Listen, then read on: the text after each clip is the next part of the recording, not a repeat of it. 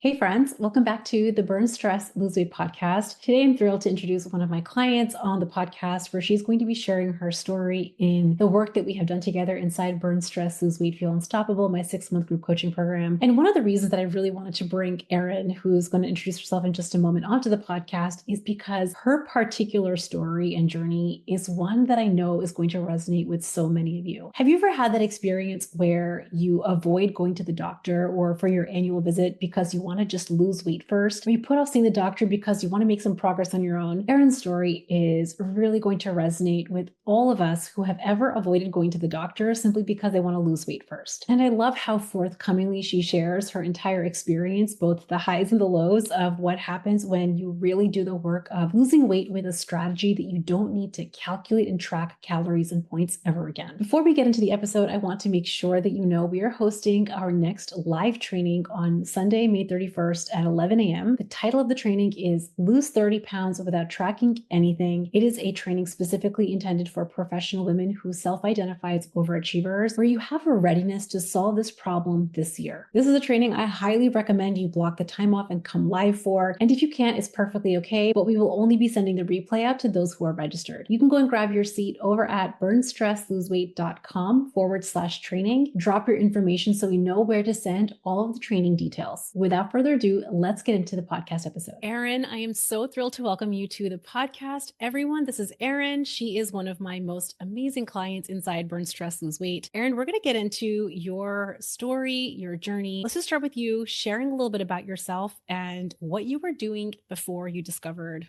Burn Stress Lose Weight. Sure. Thanks, Priyanka. I'm very happy to be here. I've loved working with you, which has been about, I would say, 9 months now.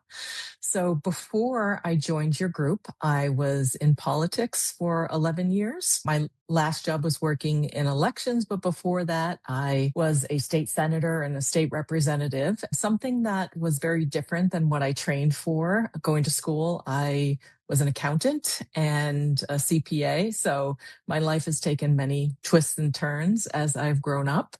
And currently I am on what I'm calling like a mini retirement sabbatical until I figure out what I'm going to do for the rest of my life. I love it. It's so good. So before we started working together, take us back. What were you doing? What was the strategies that you were trying to employ to lose weight? Was it a big struggle, a small struggle? Tell us about your weight loss journey before Unstoppable. So in my life, I've had a few weight loss journeys. One, before I got married, I did Weight Watchers. It was at my work. It was very easy, very supportive. And then after I had kids, I started going to the gym with a trainer. And this was a long time ago. My kids are now 17 and 20. And that worked for a while until life got busy and I wasn't going and doing that anymore. And it kind of just went that route for several years. But then during the pandemic, I think a lot of people went two routes. They went like, let's get really healthy and exercise and become our best people, or they sat on the couch and ate Cheez-Its and drank wine. And that's the route I chose, unfortunately.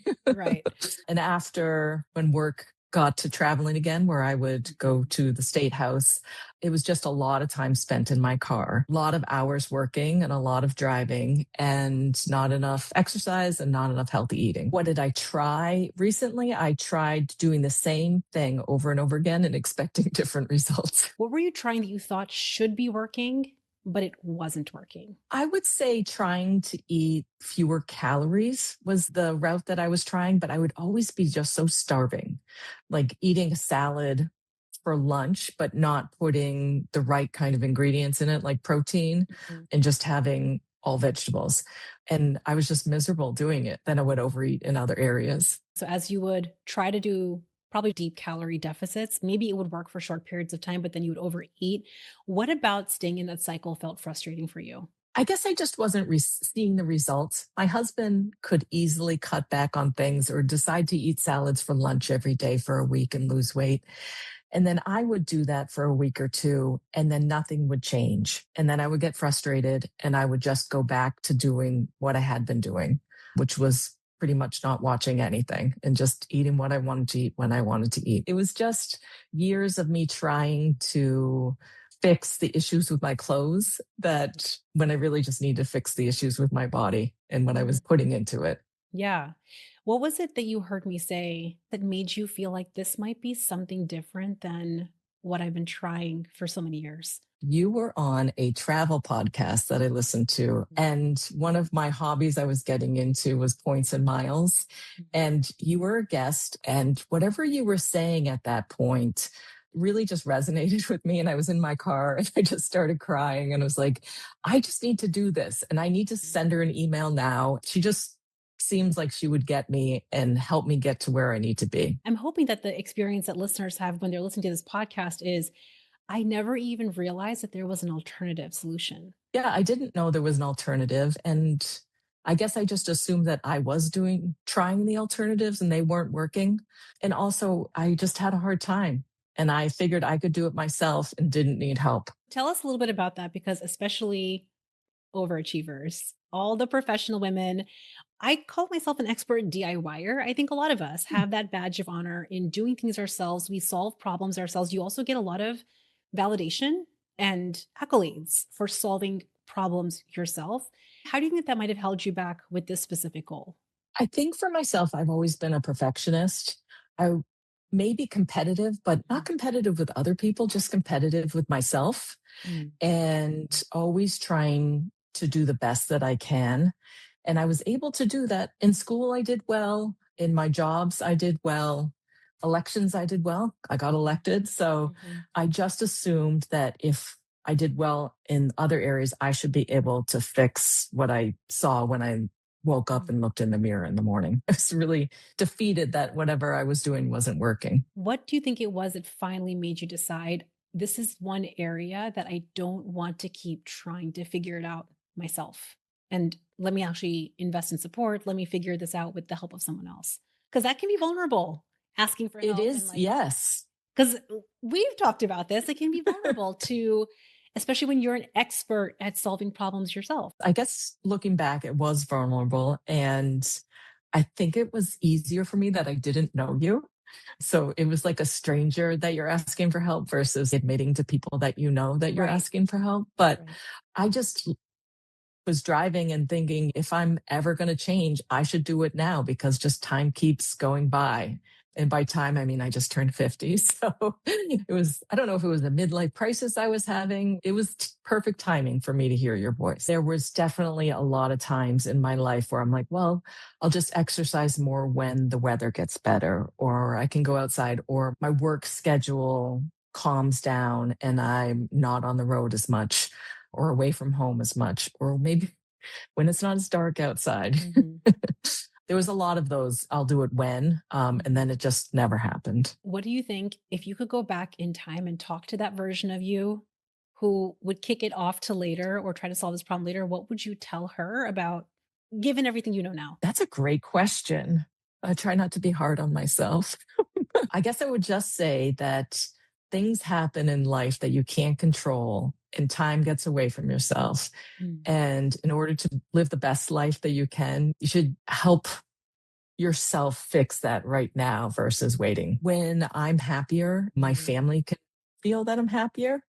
And when I'm eating better, my family will eat better. I now do meal prep and meal planning. And so there's always options in the fridge ready to go for them just to heat up.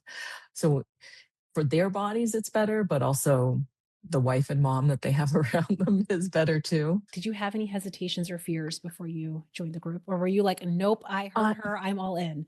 yes, I didn't have any hesitations. I Mm. heard you. I heard your message. I'm like, wow, it really spoke to me. Mhm. And this is what I need to do. I need to Yeah. do this now. My husband got me a t-shirt once that says, hold on, let me overthink this. And I think I also call it analysis paralysis. And I may have learned that from you, where you just think about it and think about it, but you never actually get anything done. And that was my weight loss journey for me. And it's more than a weight loss journey. It's a health journey. You go to the doctor and you see your numbers fall for certain things like cholesterol, and you just feel better in general. Yeah. One of the things that you mentioned in the group, this was when we were first kind of crafting your nutrition strategy. One of the things that you said recently was perfection paralysis, that sometimes you have perfection paralysis. How do you think being in the group and having decision making frameworks has helped you with that part of your overachiever brain? I think a lot of overachievers have perfection paralysis. It's funny because I always try to be perfect at everything.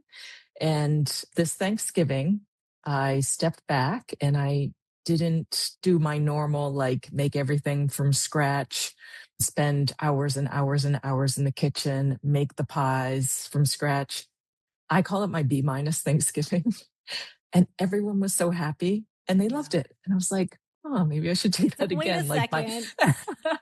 It turns out that yeah. this is like, and it translates into so many different areas, right? Like your B Yes. minus is A plus for most people.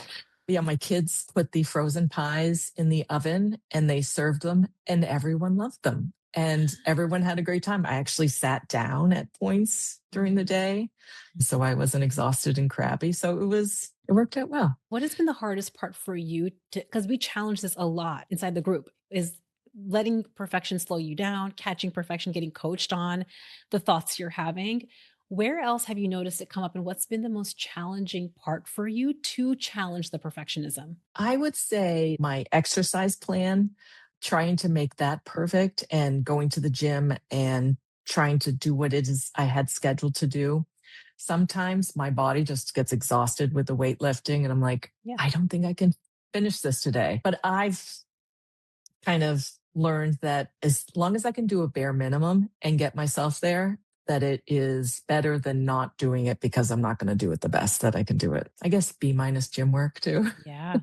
It turns out that this is going back to having your minimum viable plan. It's a concept we talk about. Your MVP, which is your most valuable player, is having what is your bare minimum that's going to move the needle. And I think that that's the hardest one for overachievers. I'm curious whether you ever felt like if you can't do A plus perfect, then why bother? Like it won't work anyway. So why bother doing it at all? Like whether that's ever been a part of your reason for holding back. When I was sitting on the couch Mhm. and I'm like, well, I already had some Cheez Its and a glass of wine. I should get some more. What's different now is I know that I can have some if I want it, but I also know that having a lot of it is not going to get me to where I want to be. Mhm. So, for example, Cadbury mini eggs are one of my favorite foods in the world, and they're all over the place right now. And I got two small packages and I ate them over, I think, 3 weeks, and I was very happy with them. One of them I shared with my husband and son. Yeah. I enjoyed the treat, but I didn't have to eat an entire big bag of them Mm. in front of the couch watching TV at night. I enjoy some of it, but I know that I don't have to get into the glut where Mm. I used to be. What do you think has made that happen for you? Getting towards my goal, being happy when I wake up in the morning, reminding myself, I like eating this way because I like feeling this way. If there's something that I really want, or I know I'm going out to a certain restaurant and there's something I want there, that's just part of my plan. I'm going to have it, but I don't need to have, if it's a huge portion, I don't need to eat the entire thing. I Mm. slow down. And when I'm full, I can stop. I really have noticed that just in general, I'm eating less food because I'm not as hungry because I'm eating the right kind of foods most of the time. Sometimes Yeah. I'm not eating the right kind of Yeah. foods, but What I'm hearing you say is you're able to lose weight while feeling better. And so it feels like this lifestyle upgrade that you can actually sustain forever. once I found my meals that I enjoyed and that I can put on rotation, I don't even think about food as much as I used to because I used to be always hungry. I ate a lot of beige, which is like wheat products. Mhm. And when I would have it, I would just be hungry like an hour or two later. And then I would eat more and eat more.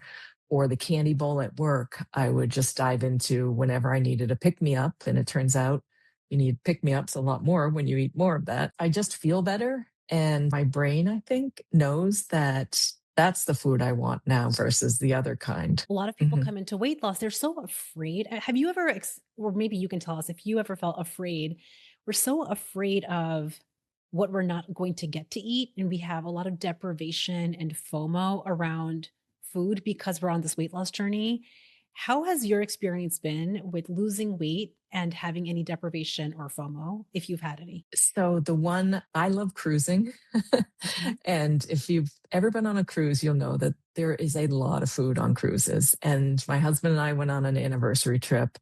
And this cruise line, the last time I went, I loved their food. I loved their food.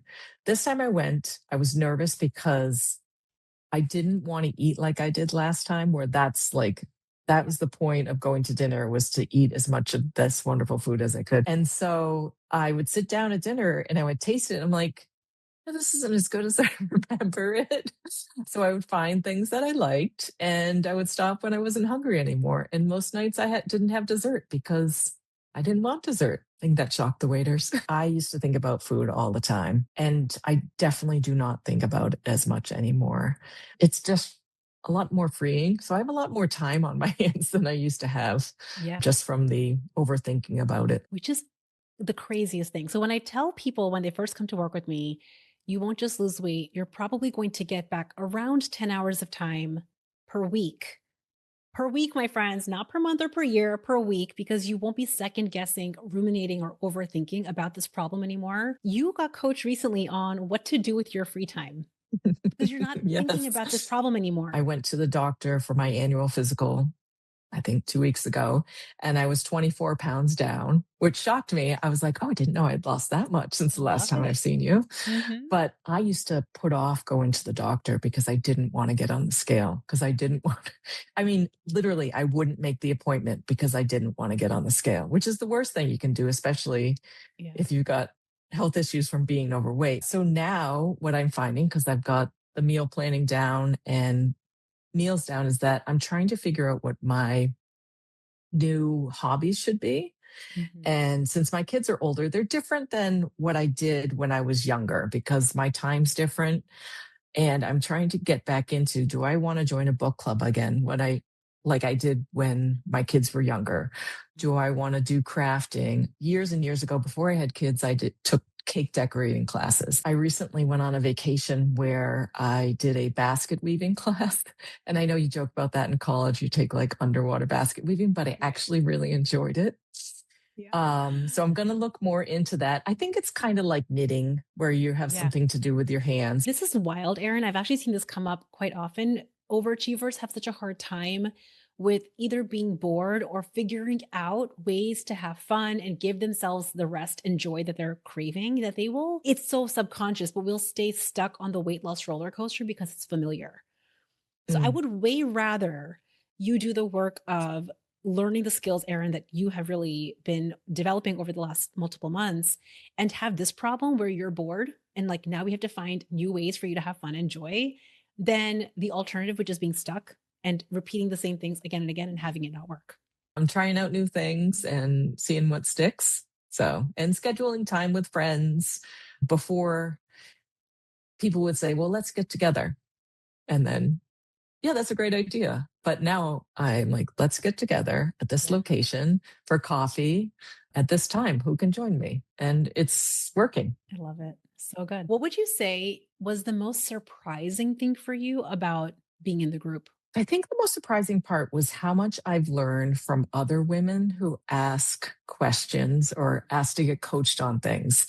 Sometimes I tend to sit back and not ask for coaching, but I'm going to be on the call until it's over because I want to hear what other people say so I can learn from them because I'm going through similar things. Yeah. So all the coaching helps me, even though you're not talking to me at the time. I know there's somebody in the group that travels all the time, and I've started to travel more, and she gets coaching on, well, it's very difficult to plan your meals when you travel. So your response to her about that in the minimum viable plan Mm. was very helpful to me. There's been some tough situations people have been in with work, and Mhm. you may be having a difficult time with somebody, but you see them all the time. So how do you navigate that personal relationship? And that could be with somebody at work or could be with a family member. And it's the same type of relationship. So that has really helped me. And it's not necessarily a weight struggle, but it is a life struggle that you go through and your stress increases. So maybe you would turn to some food to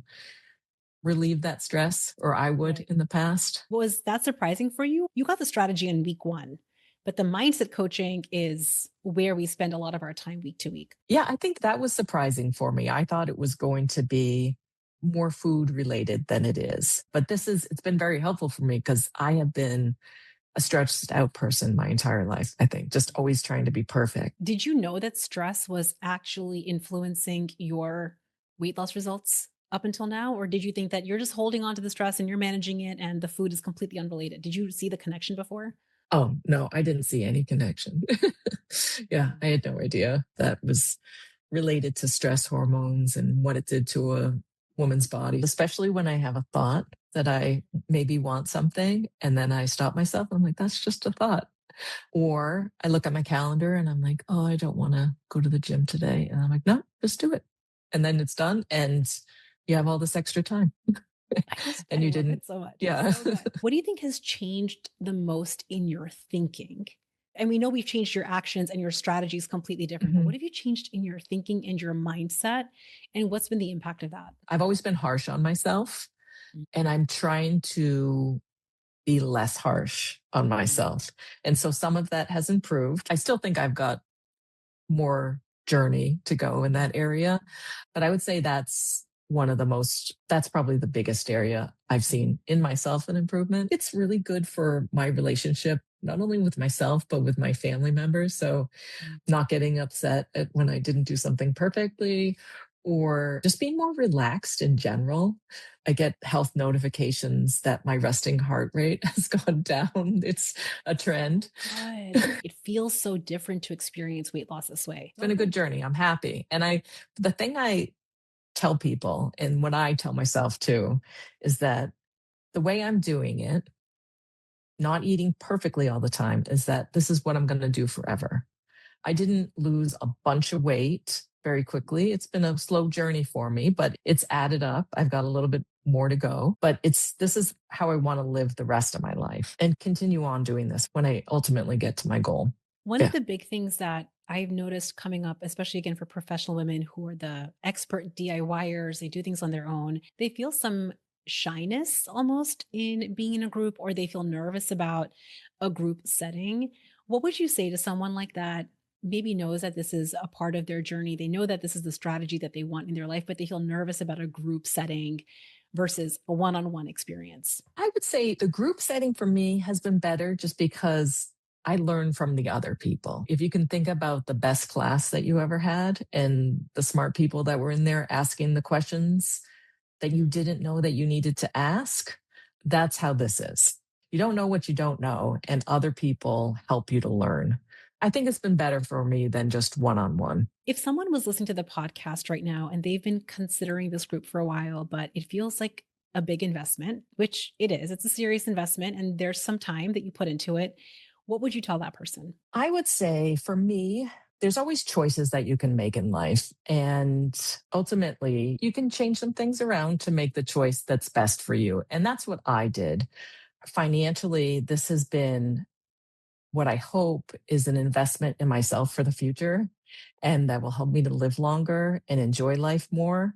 So I look at it as like maybe I'm not going to go to the movies or something like I did when I was much younger every week, but this is an investment in myself and I have been very happy with it. What would you say about the time? I think people get nervous. They're like, oh, this is probably going to take so much time. I'm going to lose weight and feel better. So it must take so much time.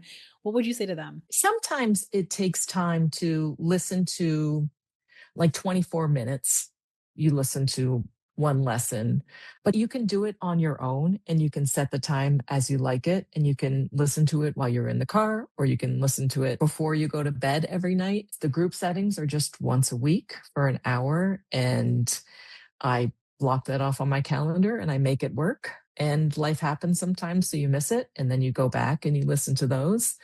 It's not as much time.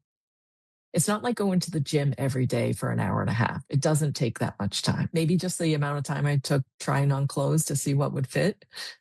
I don't do that anymore. Which is kind of wild. It's kind of wild. Yeah. I will also say for someone that's listening to this, they might say, this sounds too good to be true. Here you are sharing with us that you've lost weight and you're getting time back and you feel better. This sounds too good to be true. But to anyone that's listening, and you can speak to this, Erin, it didn't happen on its own. You showed up to the process. You've been taking the process, you've been making it your own. You ask questions, you raise your hand, you come to our coaching call. So anyone that's ever thought that, I'm kind of curious what your perspective would be on that. You have to remind yourself And I try and do it every day now, which is what the process I learned. Why do I want to do this? What's been good about it? Are there any tweaks that I need to make? What's my meal planning going to be? When am I going to go to the gym? When am I going to have fun with friends? And I put that work in, and then it's a lot easier. You don't have to overthink things all the time. You put work in, but then things get better.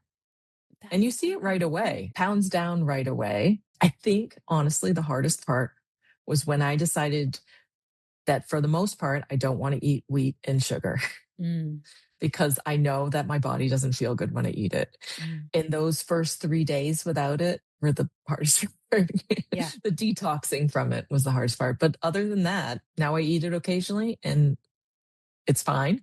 But that was the hardest part. I love it, Erin. Thank you so much for sharing your story. If someone is just listening to this podcast, any last things that you want to share with anyone listening? Just do it. Life is too short. Everyone listening, I'm sure, has lost somebody in their life, and that reminds them, like, life is short. Why not be happy with yourself in your own skin and just do it for yourself? Yeah. And that's the reason to do it, is to do it for yourself, because I think professional women deserve to have more of that in their life. Thank you so much, Erin. This was wonderful. Everyone, I hope you enjoyed my conversation with Erin today. This has been one of those conversations where I was telling Erin this before we hit record. I like to share real journeys, the parts that were hard, the parts that felt tricky, the unexpected benefits that happen when not just seeing the number on the scale come down, but the change of relationship with food, the overthinking and how you feel. There's so many invisible benefits that you don't even know you're going to get. And I like sharing someone else's perspective, not just mine, because I can sing from the rooftops about the impact of this journey. But it's, I think, hearing stories like yours, Erin, that people really resonate with. So thank you for coming on and sharing it with us. Thanks for being a great coach. It was great. I'm telling you, and we have quite a lot of fun on our coaching calls. I don't think I'm that scary. No, it's not that fun. Okay, my friends, we'll see you next week. Bye. I hope you enjoyed this podcast episode. I genuinely love bringing my clients from my group coaching program onto the podcast, not just to share their wins. It's really easy to throw up a before and after photo of someone that's lost a lot of weight. But what I love to talk about and get into on this podcast episode specifically is the sticky, messy middle. It's the part of the process that people gloss right over. They do not talk about enough. And that's the part where resilience and grit is required, why mentorship and coaching is such an important part of the experience, so that smart women with a wall full of diplomas don't take their foot off the gas. Every client before they come to work with me has had flickers of doubt and lacking confidence. They're smart women who have achieved massive success in their careers. They were the A+ student at school. They're used to being the go-to person to solve problems. But when it comes to weight loss, it's that one area that you have struggled with. The core philosophies that you learn that completely changes your experience of weight loss is not just how to reconnect with your gut without tracking and calculating calories and points, but how to reconnect with yourself as a human. We have decades to go, so the idea that we need to be completely perfect to achieve this goal is one that I want to completely dismantle. If you enjoyed this podcast episode and you enjoyed Erin's journey, make sure you grab your seat for our next live training, Lose 30 Pounds Without Tracking Anything. It's happening on Sunday, May 31st at 11 a.m. Eastern. You can grab your seat over at burnstressloseweight.com/training. We'll send you all the details once you're registered. And right after the training, we're going to be opening doors for the next enrollment of my 6-month group coaching program. Make sure you keep an eye on your email inbox. As you all know, email is truly my love language. I share content with my email list that I do not share anywhere else. So make sure you are signed up for the training and start checking your email inbox, where I will send all the details. Have an amazing week, and I'll see you back at the next one. Bye. One lesson that I have learned over the years is when women feel better on the inside out, everyone around them gets to benefit.